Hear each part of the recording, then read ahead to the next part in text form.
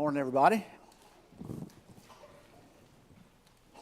Talking about the elders' vision this morning for 2025, and felt really good about what I was going to present. And then Doug Arney told me, I looked in the bulletin, and it looks like the elders have no vision because it was blank. But we're going to share what we've been talking about for several months this morning. Again, not only for the future, and touch on some things about eternity and being prepared to meet our God, but also what we'd like to do in the future and what we look forward for next year as far as schedule of events and classes and also our theme. But as we gather together, like I said, we've been talking as elders, probably about 3 or 4 of the last months we've discussed about the schedule as we do every year. And so again, I'd just like to say that know that you're always on our minds, and your souls are always on our minds also as we talk about and we contemplate this congregation. And also we talked about how blessed we are to be elders at this congregation. I think the people of God here are the best in the world. Of course, the only congregation I've ever belonged to, but I still think are the best. And we just appreciate all the work that is done here, and I'll carry that on later.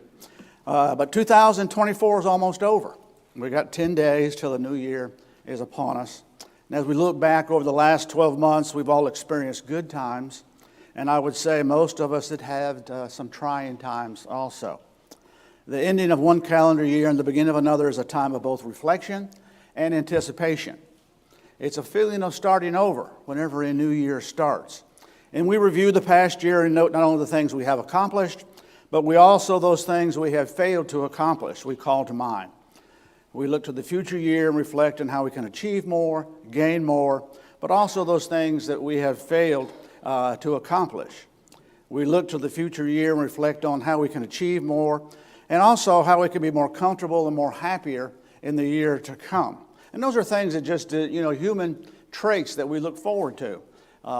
When the year turns over, we just think, hey, it's a new year. We can go on and we're going to make things better. And some people say, well, that was the worst year ever, so it can't be nothing but better when it turns January 1st. But we make resolutions to do better and to live better and to give up some bad habits, or maybe give up some habits that aren't so bad, if you think about it. Just time consuming.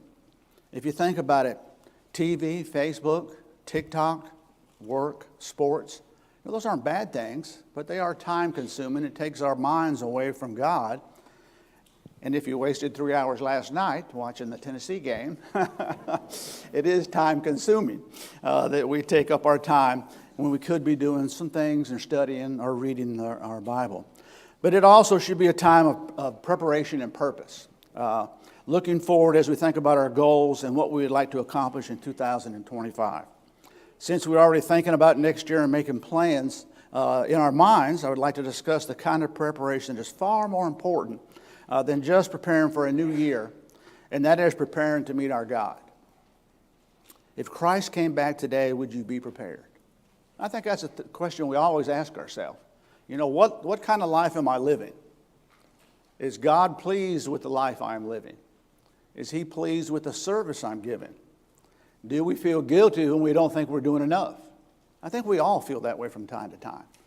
Can we ever do enough? Well, the answer is no. But we should try and persevere and do as much as possible of what the will of God is. Can you honestly say that you are ready for Christ to come back today?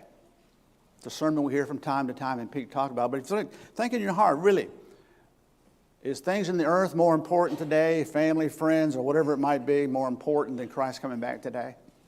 Are you ready? Are you prepared? The example we have in the Old Testament is Israel. It's a great example of God warning them to be prepared. And He always warns His children. And we'll look at some ways that we were warned also today in the New Testament. But if you look at Amos 4 and verse 12, it's, so I would do this to you, O Israel, because I would do this to you, prepare to meet your God. The Old Testament example in the book of Amos tells us the importance of being prepared to meet our God, to always being prepared from day to day. God sent Amos to warn Israel of the coming judgment and doom. And most people today don't want to talk about judgment and what might happen or what's going to happen as far as the Bible is concerned. But the prophet Amos gave a solemn warning to the people of the northern kingdom of Israel, because as a nation they had forgotten God. It kind of relates to today's society and the world we live in today. Israel had an outward form of worship which had no influence on their lives. They were just going through the motions and taking advantage of what God had blessed them with, but forgetting who God was and how to worship Him and obey His will. Their religious and social conditions were very similar to what we see in our society today. God gave them time to prepare, and Amos warned them. Sadly, it was to no avail. They were overrun and destroyed by the Assyrians in 721 BC. As Israel was warned, prepare to meet your God, so we also should be warned to prepare to meet our God. The need for preparation is universal. You can't get away from it. All men will be judged, like it tells us in the Scriptures. It's appointed for men once to die, but after this the judgment. And again, there are no second chances. Once we die, there will be the judgment, just like the Word of God tells us. And so to be prepared from day to day is our responsibility, and we are accountable to be responsible and to be ready. Today it seems many are interested in going to heaven, but there are few willing to make the necessary preparation to get there. I know you've heard the saying, heaven is a prepared place for a prepared people. That's our responsibility. We as elders have the responsibility to help make you prepared, or to get you prepared, or to tell you how to be prepared. It's our responsibility as elders and teachers, and also deacons here that lead the congregation, that are men of responsibility, is prepare our people. Just like God warned Israel, they were His children, and we are God's children today. One does not stumble into heaven or get there by accident. It takes work, not just to recognize who God is, but also to work for Him, and to study, and to do His will, and to make Him happy, and to try to please Him. And the main thing we need is to glorify His name when we have the time. But we must make preparation in this life for the life to come. We as elders, along with Clay, have made some preparations for the coming year for our spiritual well-being. So we continue to be ready to meet our God whenever the time comes. Theme for 2025 is Seek the Lost. Seek the lost. I know we've been talking about that for several years, about the importance of seeking the lost.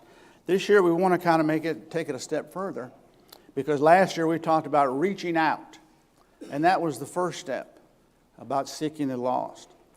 Today, or this year, we're talking about the seeking implies an intention, a persistence, and a genuine desire to bring the lost back into the fold.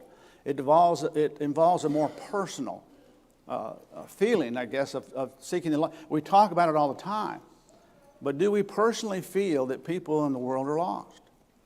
Do we personally feel that people that we know and love are lost? Do we take advantage of the opportunities that we've been given? And we all feel guilty sometimes because we don't take that advantage, and we don't take advantage of the opportunity we have to talk about God, or we shy away from it, and we've all been guilty. But we want to emphasize that this year. We want to be more personal about how it affects people and how it affects our families.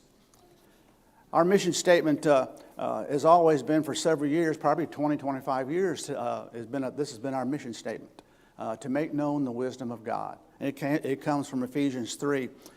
In verse 10, it says that through the church, the manifold wisdom of God might now be made known to the principalities and the powers in the heavenly places. So when we think about the lost, and we look around this room, is anybody missing? You that have been here for many years, is there people not here? And what's the reason? Are they lost? That's why I want to make it personal. When we think about seeking the lost, we need to look inside our heart. We need to think about who's missing from our family or our friends or our co-workers. Are they lost? Who is my neighbors? In Luke chapter 10 and verse 29, when the lawyer asked Jesus, who is my neighbor, Jesus told him the story of the Good Samaritan. He ended the story with, go and do the same. Jesus has given us that responsibility. To support this theme, we'll have several Bible classes that will help us prepare and seek the lost.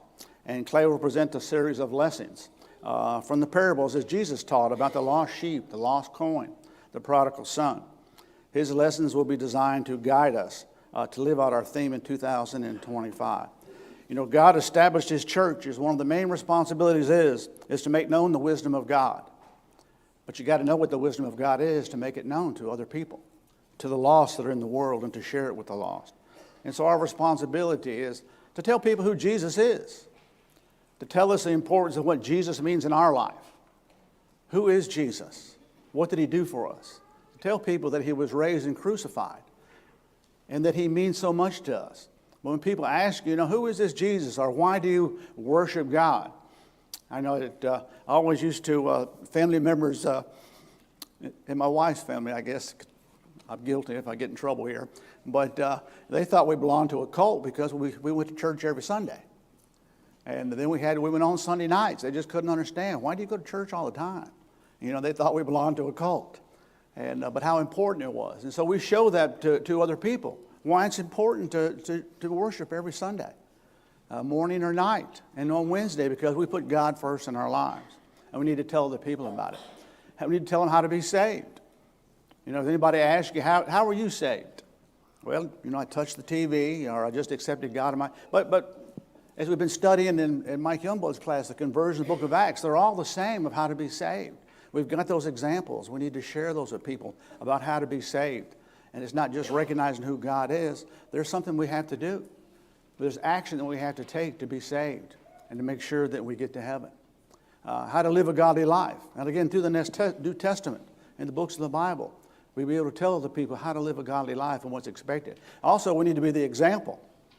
You can tell people, but if you're not the example of it, they're not going to listen to you. Or just think you're hypocritical, like a lot of people think about people that go to church. How to treat one another is in the New Testament. We need to share that. How to love one another, as we do here. How to stay faithful to God, where you don't lose your soul. To be faithful your whole life. And then also how to get to heaven. How do I get to heaven? We need to share that with people. And is it important to me to get to heaven? So we need to share the wisdom of God with the world, with our community, and with our family and friends. And that's our mission here at Jackson Heights. We've been doing that, and we need to continue to do that for as long as we live. As a congregation, we're making God's wisdom known through our efforts in the community. Our weekly studies, our assemblies together, our Bible classes, our VBS, the fall meetings, the yearly singings, our advertisements that we send out into the community when we have these events. And those have been effective. And people have showed up by putting something in their mailbox. And we've had people show up to our events. And also on our website. Joe Botha's been working on our new website. And it really looks great. Doug's been helping him. We'll have them present something here in the future. How to browse our website. And how to be more technically involved. I need that lesson myself. But again, we're just proud of the work that they're doing on our website. Because if you think about it, that's where most people find church today. That's where more people find out about God today, is they're searching the website. And visitors, when they come to town, they're looking on the website to see where churches they want to worship. And so we're putting that out there and spending some more time and effort working on our website to make it better. Here's our classes for 2025. As you see in the auditorium, we start next week, and that's why, again, we're presenting this lesson a little early. Our classes start next week. So if you're teaching next quarter, you better get ready to start. But first classes we're going to have on Sunday is God's Glorious Church. I'll be teaching that. Mike Young will be teaching Making Disciples of Christ. And on Wednesday night, Josh Tollert will be teaching Deuteronomy. And Andrew Dvorak will be teaching prayer in room Q and R. Second quarter in auditorium, we have the Barnabas Factor. Doug Arndt will be teaching that. For y'all that have been here for a while, we studied that book, 20 years ago, I guess, in focus groups. And Doug is going to present that in an auditorium. And also Clay will be teaching Colossians and Philemon. And Wednesday nights will be Statements of Jesus by David Ledford and ladies class. I'm glad Shelley's not here. I didn't put that in there. But Shelley will help lead the women in the ladies class. Third quarter, again, it's a book of Luke. Blaine will be bringing that to us in auditorium. And the book of Revelation, our introduction to Revelation, Larry Halverstock being Q&R. Ben Prasser will be leading Paul's sermon on Mars Hill. Tim Garrison will be developing traits for or talents for worship. Again, something that people have asked for, and so Tim is going to put that together on a Wednesday night in auditorium. And then also in the auditorium, we'll have Lynn and Lovell on the home. And we'll also have, Is God a Moral Monster? Don't ask me what that's about, but you'll have to talk to Drew and Clay about that, what that's about. So those are classes we look forward to. They'll be listed in the vestibule, and those classes will be posted. And there's also books out there for the next quarter in the adult classes. Calendar of events. We'll look at the teen weekend. Timothy Ruffin's going to come back. Again, I wasn't able to be here Wednesday night. I was in the hospital. But anyways, I heard several people say what a great job he did. So he's going to be working with the teens. That'll be March 15th. Friends and Family Day like we had last year, April 13th. Again, we sent those advertisements. We had several visitors, very successful. So we're going to, again, make it a Friends and Family Day to invite people and see what Christians do without music, and how Christians worship God in spirit and in truth, and give them the opportunity to hear our great singing here. VBS, Eric Bolog, he's in Bowling Green. I don't know him personally. Clay said he does a great job, so we took Clay's word, and he'll be here again for our VBS. Dominica will be going July 11th through the 18th. Mike and I, again, will be going, torturing ourselves once again with the weather, but we look forward to going to Dominica. If anybody's interested, see Mike or I, if you'd like to go over there and be part of that.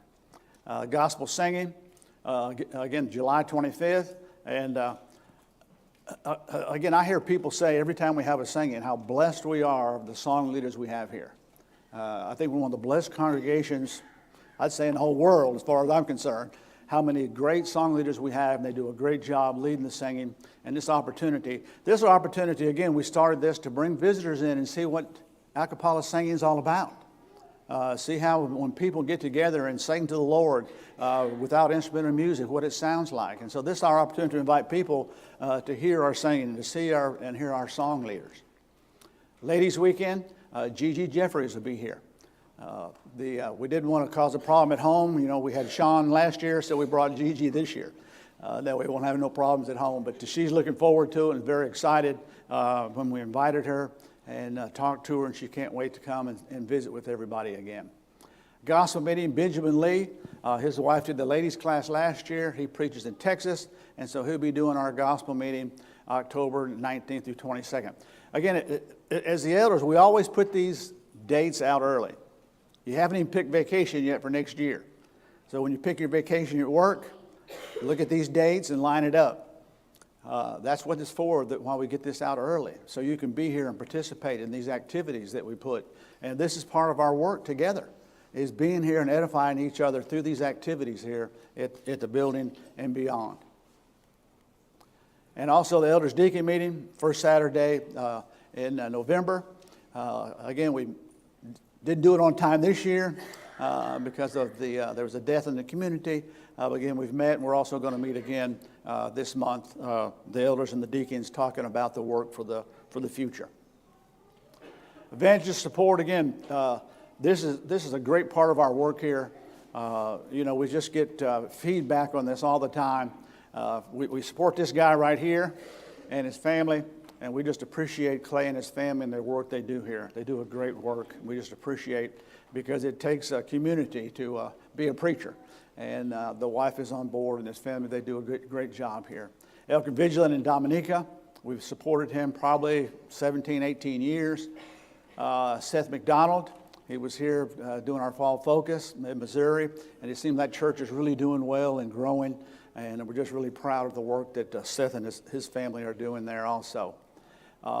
Eduardo, I'll kill these names, but I'll just probably mention a couple of them. But Eduardo, Mozambique, Africa, and Samson. Again, these are kind of the two that do so much work and evangelize in so many different communities.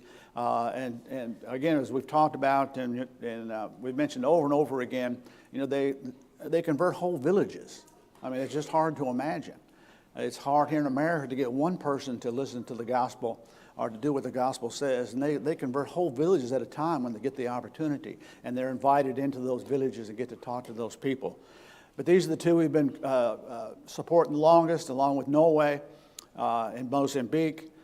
We picked up a couple, I think 5 more last year. Edson, which is Noe's son, Manuel, Silva, Vasco, and Amosa. We picked up him this year, and we're just so proud of these evangelists and the work they're doing. When I was there in November, I got to visit every single one of these in their churches and have conversations with them with an interpreter, and just enjoy the work they're doing. They're really focused on the work of the Lord, and that's what's so great. So again, we just appreciate your support. This is your work, and thousands of people have been converted in Mozambique in the last 5 to 10 years. And again, I can't go without saying thank you to all the people in the congregation here that work so hard and that do the work here, from the deacons to the song leaders to just everybody that pitches in, and whatever has to be done has been done. But most of all, I thank you for your love for the Lord, for the church, and for the lost that we show here, and also the love we have for each other. And we can't thank you enough. Again, we as elders, I hate to say we're not gossiping, but we talk about you every week. Because we are concerned, and especially the ones that are having problems or members that have problems. But again, we just thank you from the bottom of our hearts about the work you do and the love for the Lord. In Matthew 5:16, it tells us, "Let your light so shine before men that you may see your good works and give glory to your Father who is in heaven." And so I think our lights shine very brightly here at Jackson Heights, and we just appreciate the work that is done here. But seeking the lost is a direct reflection of God's wisdom, His love and compassion, and desire for all to be saved. He's no respecter of persons. However, on a personal level, we need to be seeking the lost, such as the example of the lost sheep. In Luke 15:4, as it tells, "What man of you having 100 sheep, if he loses one of them, does not leave the 99 in the wilderness and go after that which is lost until he finds it?" Imagine that lost one sheep is your child, or your grandchild, or a coworker, or a friend, or your neighbor. Would you do everything to try to save them from being lost? And that's what we're talking about being personal this year, is maybe reviewing or talking about people that have left the church, or family members that have left the church, or somebody that we loved has left the church, and try to open doors of communication, on a personal level, is what we're just hoping for this year, is to seek those that were saved at one time or were lost, but also those ones that have never obeyed the gospel. And we would love for those things to happen this year, to take it to a personal level. Imagine that one lost sheep was saved. And that's what Christ is talking about in this parable here, that we should do everything we can if we know that somebody is lost to bring them back into the fold. And so that's our challenge, to seek the lost this year in 2025. Not that it's not every year, but again, we're going to make an extra effort to keep it in front of our minds with the preaching and the teaching to seek the lost this year. So that's our plans and preparations that we put forward as elders, and as Clay has helped us with that this morning. We also looked earlier this morning about the importance of being prepared to meet God. In the Old Testament for the book of Amos, we reviewed that and showed that the people of Israel were not prepared. And again, they are overrun and taken into captivity. And those were God's children, and we are His children today. And you know that Jesus gave the same type of warning about judgment to us. If you turn with me to Matthew chapter 25, there's 3 accounts there that Christ talks about and illustrates that life is a time for preparation. One is the parable of the 10 virgins, the parable of the talents, and also the parable of the judgment. So Christ warned His children before He left here. And even if you look over in Matthew 24, right before the 10 virgins, He talks about be ready for His coming. Again, we believe and we know that Christ is coming back. And we've got to be ready. But if you look at the parables of the 10 virgins there, it tells us that we need to be alert. For you do not know the day or the hour. So in the 10 virgins, there was 5 prepared and there was 5 unprepared. And it says that the bridegroom was delayed.